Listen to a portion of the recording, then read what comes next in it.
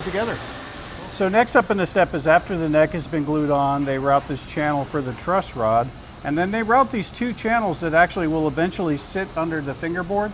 And this is unique to Takamine. They take a thick maple block and put it in each side of the dovetail, and what that does is it locks the guitar and keeps it from being able to go like this, which ends up making it to where neck resets are almost not really necessary on one of these guitars. It makes for a harder neck reset if you end up doing it, but if you know that this is the way it is, you just have to take the fingerboard off.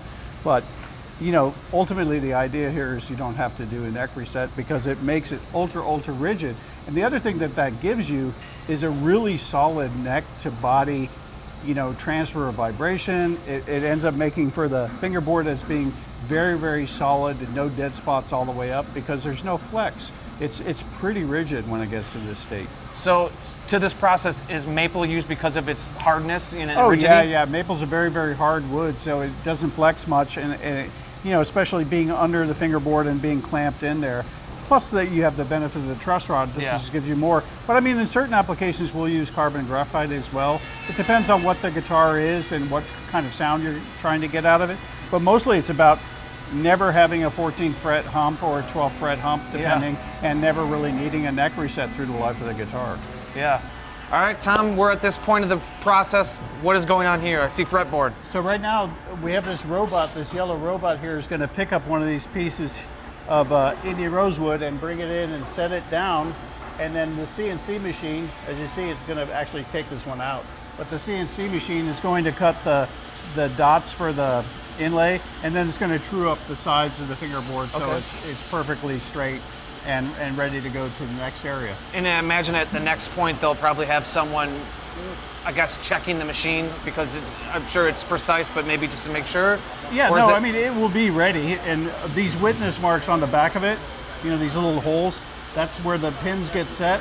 Okay. So if those holes are right, everything else is right all the way through. Yeah. All right, let's keep moving. All right, cool. So next up, after they come out of the machine, we will glue binding on them, in this case rosewood binding, but over here this gentleman is using ABS, and he just glues it right onto the edge. Now does that come flush already, or would that have to be shored up after the process again, well, like after a little it sanding? comes out of the machine, it's pretty much straight and true. That's one of the reasons. It makes a very good surface, very clean. And so it'll do one side, then the other, and then it gets cut for a curve at the end to fit to the body. Okay, so next up is the body, and the fingerboard gets glued onto the body and the neck. Now I see he has a bunch of racks up there of probably forms to specific fretboards for specific different guitars. Radiuses, yeah, different guitars. But all very flat and straight to keep everything true. Everything should be true. I love that all the workers wear these shirts with the tools on the back and components. All right, Tom, this is kind of where a perfect example of Takamine's symbiotic relationship between man and machine. Oh, yeah. So talk to us about this. Yeah, so I mean, you saw them cutting the pieces of material out of, they'll put this piece in what's like phenolic, and they inlay all these pieces, and then they take it to the laser machine to even cut further and further to make up what, you know, sometimes is hundreds, maybe even thousands of pieces of inlay, depending on the design. So this material is super thin. It gets cut into the fingerboard and then hand inset by you know, skilled technicians. I would say that's what we're seeing over our shoulder there. Yeah. So here what's going on is he's getting ready to shape the neck on this beautiful new LTD 2020. Making sure that everything is smooth. Using scrapers and other hand tools to get the right feel and the right look.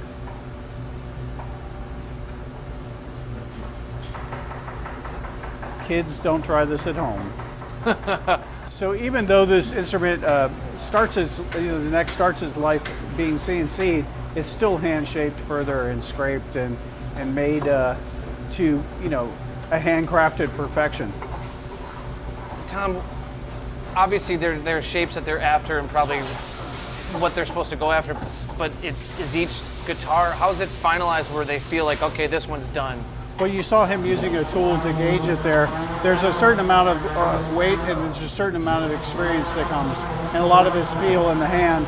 But for the most part, because the CNC cuts the real rough shape, it ends up being something that dictates the final shape as well. There's very little material that they're taking off here. Yeah. All right, Tom, we've skipped a few things. Where are we at and where are we at in the process? Well, yeah, so what we've skipped is the bodies get sanded, sealer gets applied, that gets sanded, then a finish coat gets applied, and now we're at the point to where the guitar has all got finish on it, and now it's getting some buffing. So this gentleman here is buffing. And when you were saying about finish, Takamine uses poly, right? Polyester, and yeah. 4 coats, I believe you guys said? I think so, yeah. Okay. Well, 1 coat of sealer and then a couple top coats. Okay. Color coat. With the intention of it getting buffed off so that it's very thin by the time it We gets want out a the very door. thin finish, yeah. We want at least 8 mil finish somewhere around there. We want it very, very thin because that makes a good sounding guitar. Okay. And is there anything specific that people should know about maybe either waxing compound or strategy? Don't use silicone in your wax or your polish.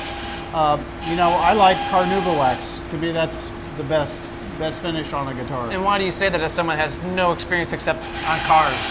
Okay, well, because silicone will then, if it ever needs refinishing or touch-up, will reject the paint.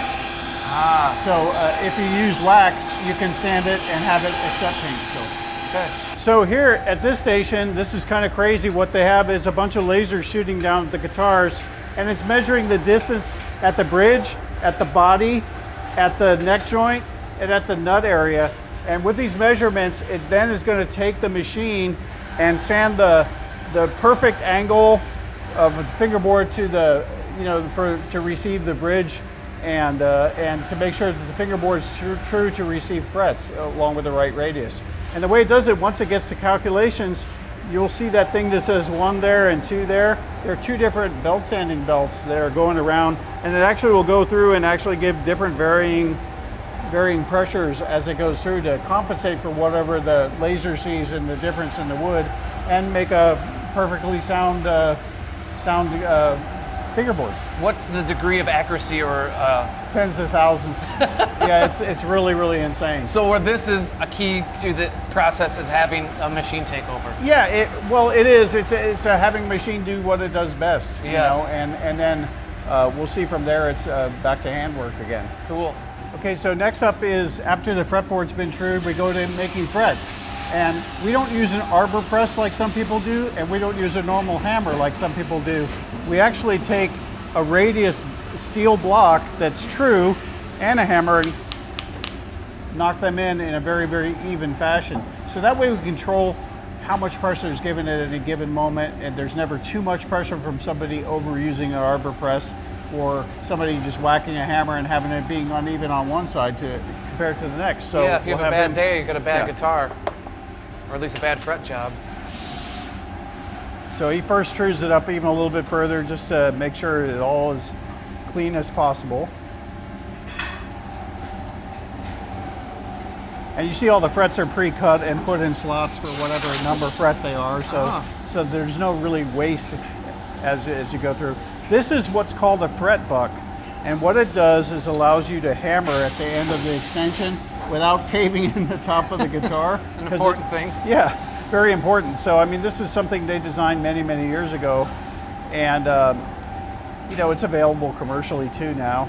I was going to say, like, throughout the process, how much of the tooling that is made, because obviously a CNC machine is made, but there's only so many guitar builders. Yeah, any guitar manufacturer, half their battle in working on guitars is making tooling to build guitars. So there's a lot of ingenious stuff that comes up. So you see he taps the fret in, then he uses the radius block to hammer it home, as it were. And are there any particular fret wire or frets that they use here for You know, I'm acoustics? not sure, but I bele we use Jescar wire. I'm not positive. There's only a few fret wire manufacturers in the world too. And that continues on up the fingerboard till it's done.